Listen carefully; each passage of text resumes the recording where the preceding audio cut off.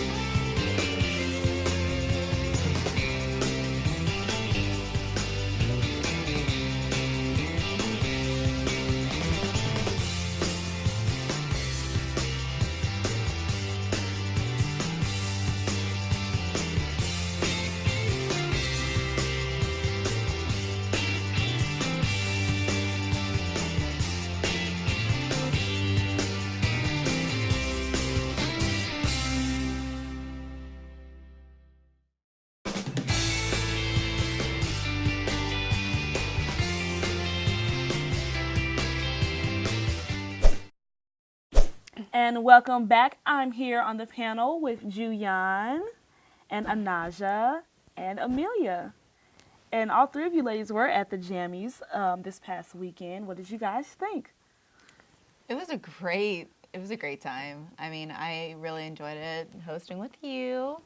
And I got you. Yeah, no, I mean, I think it was a really well done award show. A lot of awards, a lot of prizes went out, and people seem grateful. Now, this was the second time for you and I, Amelia, but this is the first time for Juyeon and Anaja. What did you ladies think of the jammies? Well, I was really excited to have the opportunity to actually present a couple of awards, and it was just a good experience. You know, at first I'm like, oh my gosh, I don't want to mess up, but, you know, I pronunciated my words, I gave them their awards, I felt good about that. Exactly. So, I felt like the Academy Awards for a second, right? You know. Got a red carpet. Pictures were taken. It was really nice. What about you, Juyeon? I was really impressed with the 3 acts that we had. We had the a cappella group, which was The Everlasting Love. I was dying in the background. Oh, my gosh. She had a beautiful voice. And I thought the improv group was hilarious. Yeah. Yeah. We did have some really good performers this time. So Yeah. I'm glad if you guys didn't get a chance to come to the jammies, we'll have it next year, I'm sure. And hopefully you guys can make it then. And we're going to get right into our topics this week. So first things first, Vice President Biden was on campus today, and he was actually talking about the It Happens Here, the sexual assault campaign that was going on the U of I campus. And I think it's really good to see the vice president actually coming to a college and talking about this type of thing and showing that he actually cares about stuff that actually goes on campus, especially things like sexual assault, because we know that happens probably more often than we like to think. So, Yeah, and another side of that campaign was It's On Us, too. It even got the Marching Illini involved, where they spelled out It's On Us on the field. I mean, it's just gotten so many people aware of this topic, and I think that really sparked the recognition from the White House. yeah. And that's what brought them here. So good job, U of I. Right. Yeah, for sure. Yeah, it was nice to see him there. I'm excited. I mean, I don't think we've ever had anyone this big come to the university as far as like government officials. So I guess the next highest one would be the president, right? right, exactly. That's cool. So we're pretty good. Yeah. So let's get into a little bit more hard news. So not over the weekend, but recently, a ship sank in the Mediterranean Sea. It was carrying migrants from Libya, and it sank off the coast of Italy. And this has been raising a lot of talk because Europe wasn't. I guess they were saying that Europe wasn't providing the ship with enough aid to help the people that were in danger, and a lot of people ended up dying from it. And I mean, I guess Europe was saying something along the lines of, you know, they can only do so much, and this would only encourage more people to actually migrate to Europe, and that might kind of mess with their population. I mean, I think, Amelia, you have a little bit more info on this topic. Yeah, but I mean, Italy responded and said that they, you know, felt bad, but like the rest of the European nations said, you know, it will encourage more migrants. So that kind of raises speculation on, does a human life, is that valued more than another human life? It is. There were humans on the ship. They weren't militants. Right. If they had any kind of fear that militants would get to their shores, that's just kind of something to be said about, their thoughts on that. And I just don't really see their argument. Yeah, it was a kind of iffy topic. I wasn't sure because I was kind of thinking in my head, like, are they saying, like, because they didn't send enough people out that, I mean, if they send too many people to help them, then they're asking for more people to come? I mean, honestly, I felt like it was just a situation of humanity, really. These people are in need. You are nearby. You have the resources. Give them to them. I don't really see the whole, if we help them, we're going to encourage more people to come and, like, risk their lives. I mean, nobody wants to sink. Like, no one wants to drown in the middle of the ocean. No. So, yeah, it's not the Titanic, and I think we're far beyond that in terms of technology and assistance. So we should have, and I say we, Europe should have stepped up and really assisted them with that. I think that the situation just could have gone so much different. yeah. I think they should have solved the issue first and Yeah. then considered all of the other problems or issues that may arise. Yeah, I think so too. Well, let's get into something a little lighter, or maybe not this. Maybe this isn't that light for you. Let's talk about summer breakups. So, so we know it's April right now. Summer is quickly approaching. Let's just talk about summer breakups as it is by itself, because we have a couple of breakups we have to talk about today. So, first of all, do you guys believe, like, in the ritual to, like, break up before the summertime comes? Like, is that an okay thing, or what do you guys think? Okay, I don't think that's okay by any means. Like, I'm putting my time into this. Are you kidding me? Like, no. So I definitely do think the whole cuffing season when it get cold and break up when it's summer because people want their freedom, I definitely do think it's real. But it's really unfortunate. I mean, It's more in high school, though, that I feel. Like, high school, you're just kind of starting out at the dating scene, It's not really, I mean, yes, some have high school romances that go all the way to college, all the way to, you get married. But, I think of high school as you have relationships, and then, hey, if you want to be free in the summer and you're going to be, like, a free bird. do what you want. Then High do what you school is want. high I mean, school. but in college, I mean, usually those relationships mean something. And it's time to grow up, too. Yeah. Go Go ahead. No, I for me at least, you go into a relationship knowing that you're going to be committed to it, Yeah. And if you know that there's an inevitable end and it's a summer breakup, then it's like, why even bother going through all of that? Yeah, That's true. Because commitment's important. Some people think, like, it's the end of the summer, let me find somebody before it get cold outside. Then they find somebody and they're like, I got you till it gets hot outside again. So I don't know. I mean, well, let's talk about the breakup. So the first breakup, Ariana Grande and Big Sean. Oh, devastating. I'm not. Well, actually, no, because I didn't like them. Oh, and there's the truth. Right, there it is. I don't know what I'm saying. I'm not going to say I didn't like them, but I didn't think that it was going to last very long. No. Anaja, I know you. Tell me what you think about this. I'm so pro relationship. So despite like who it is, I'm just like they was together for 8 months. I wanted to see 8 more months. 8 more months. Like they were kind of cute a little bit. Well, So they said that they broke up because of their conflicting schedules. They're both on tour. They're both putting out. They're both promoting new albums. But we had this conversation. You knew. Exactly. And it's just like, she's saying, I have a tour. I'm going to be out the country for a whole year. But what were you guys doing to make it work this long, Yeah. So I don't really understand. Maybe they want to keep it a secret as to why they really broke up. I don't know. It just always seemed like puppy love. I mean, especially from Ariana Grande's end. And I'm not sure if I'm just judging her because she's younger than him. And Big Sean has just been in how many relationships? So I don't know. And I mean, we haven't seen Ariana Grande, at least to the public's knowledge, that she was in a relationship. So. And what about her dad, like, commenting Oh, on yeah. a really bad... quick, so Big Sean put up a picture on Instagram, and he's like, I give her that D. hashtag Detroit, because he's from Detroit. And like Ariana Grande's dad commented on the picture like, that D better be Detroit, Sean. Like, basically, don't be messing with my daughter. But they're both adults, and sorry, Dad, it probably happened, so. Oh well. Another breakup, Miley Cyrus and Patrick Schwarzenegger also broke up. This, I was a little surprised. That's kind of sad. Yeah. Because, like, Miley actually found somebody. She actually But couldn't keep him. Well, isn't that like the story of like That's the story of her life, I mean. She's just weird, though.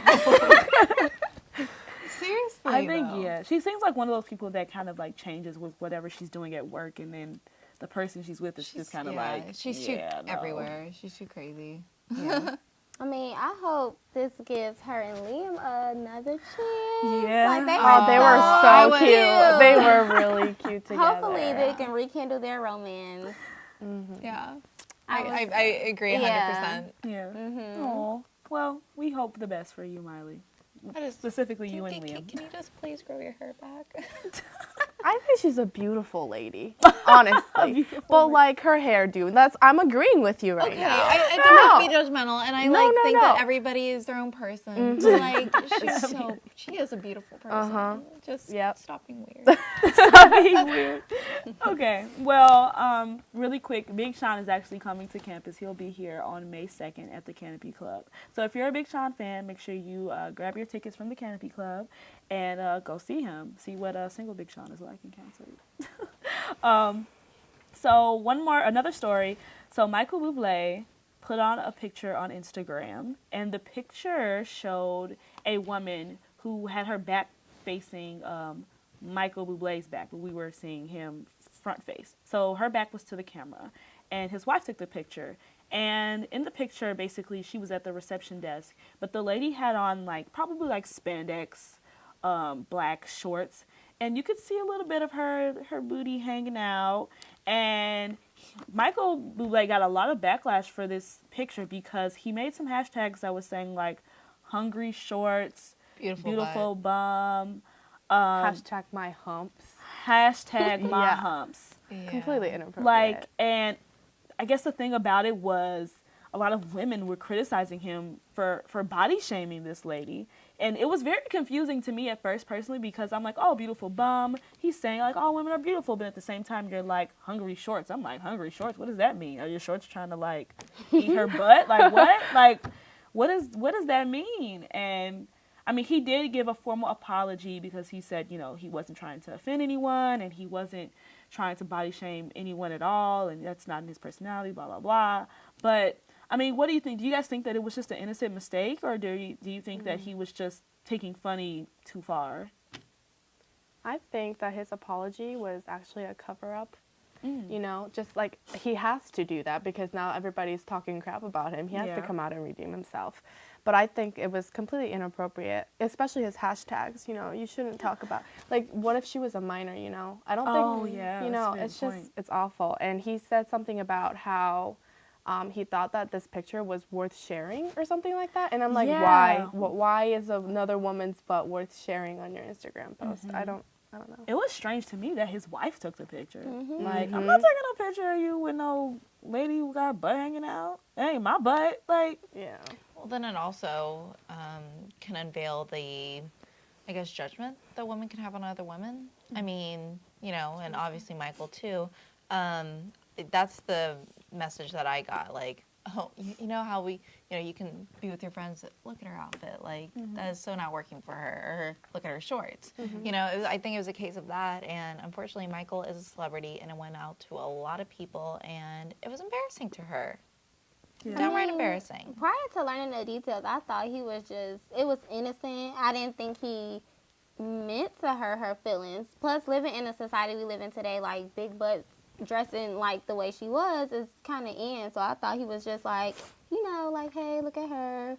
But now I see, I feel like it's really offensive. And it could have hurt her feelings, especially if she's insecure about her body. Yeah. So I agree. I mean, what would you guys have done if it was you? If it was your butt? Say you just got done working out and you're just oh, I'm just working out. Let me just go to the reception and just get a bottle of water. and then you find out on Instagram like, oh my gosh, that's my butt. Like, it has to be hard. But I mean, at least he had the decency to apologize for it. And all we can do is hope that he really meant it. Well, the 19th annual Day of Silence is coming up, and we're wanting to know, is this actually something that's effective for its purposes? Juyeon, what do you think?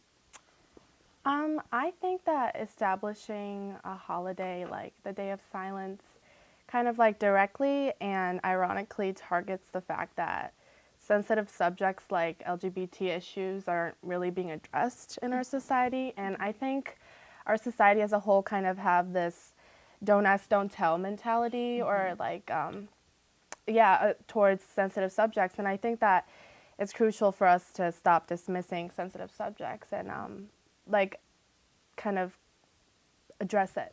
Yeah. Yeah, I think it's effective. Yeah. So, I mean, I guess, and I've participated in the Day of Silence. I just wonder, do you guys ever feel like after so many laws are passed and, lesbian, gay, straight, transgendered, people are able to get married and they're recognized as equal people, as same as people who are heterosexual, do you think that the Day of Silence is going to continue, or do you think eventually it's going to fade out because people are going to become more accepting? I mean, I can only hope that people will become accepting of the lifestyle people choose. Like, that's just the way it is. I don't know if they chose that, if they were born that way, but whatever the case, I feel like with society today, we're so judgmental. So hopefully, we can get out of being so judgmental of people's preferences. Is that gonna affect the Day of Silence? Like, is it gonna be like, oh, okay, nobody really is judging anybody about that. Everybody's fine with it. We don't need the Day of Silence anymore. Or do you think that it should stick because it means something now and it meant something before? And well, I think that it is based on a issue, and if that issue is resolved, then maybe it should evolve into a different kind of holiday, maybe a day of recognition or a day of just, celebration that it is acceptable to be honest with society about what you believe in. I think that things like this, they should stay in our society. They should be a critical part of making people aware, but, it shouldn't continue if the problem isn't there. Yeah, I agree. I like that idea. I like that idea of evolution, changing it into more of a celebration. That's good. Thank you. Cool. Just a quick announcement. B.o.B will also be on our campus Sunday at the Quad at 2 p.m. So lots of music going on coming up, guys. So if you're on the Quad or if you have a nice, fun Sunday afternoon, you don't have anything to do, come on the Quad, come see B.o.B perform, and we will see you guys next week. Bye.